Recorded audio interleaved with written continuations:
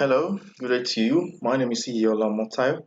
In this series, I want to teach you how to start your web development, the basics or the fundamentals of web development.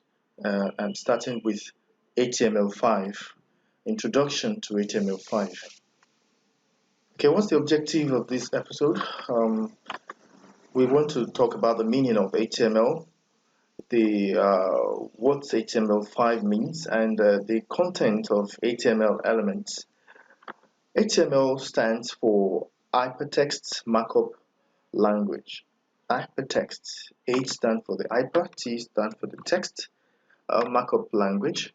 Is a standard markup language for document design to be displayed on a web browser, and it's assisted by technologies like JavaScript, the JS, and the CSS, that's cascading style sheet. Okay, when you talk about HTML, it's just simply a language that the browsers understand. Now, when you write your code, you need something to interpret the code on a browser. We all are used to web browsers. Have an example is Microsoft Edge. That's the Edge replacing the Internet Explorer. We have the Firefox, produced by Mozilla, and we have the Chrome by Google. Now, these browsers are given codes written in this language, that's HTML language, that's hypertext markup language. The codes written with HTML are interpreted, to the user, you and I, browsing the website, through the browsers. Okay, let's talk about HTML5.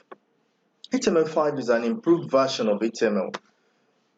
It's a programming language, and it's like a system that allows the modification of appearances of web pages, as well as making adjustment to the appearances. HTML and HTML5. HTML5 is an improved version of HTML, and that's why we are starting with HTML5. You don't need to have a prerequisite to this course. With HTML5 we are good to go, and it's the future of the web. And HTML5, we are used to having HTML separately, CSS separately, JavaScript, and the rest. But HTML5 to some extent have an embodiment of HTML, CSS, and JavaScript API. And HTML5 is still under development. Okay, we're going to do more in the practical session. Now, what are elements?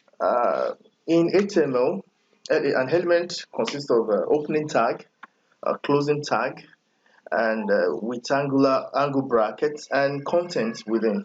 Now, here's an element, is a paragraph.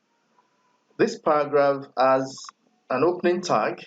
You can see that it's supported with angular brackets. It also has a closing tag.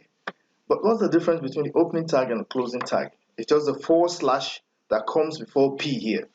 And it also has content in it. So we're not going to bore you so much on these, and we shall add more to this knowledge in the next video. Thank you for watching. You can visit estudy.com.ng for more videos, and please like our page, facebook.com/estudynigeria. Thank you. Bye.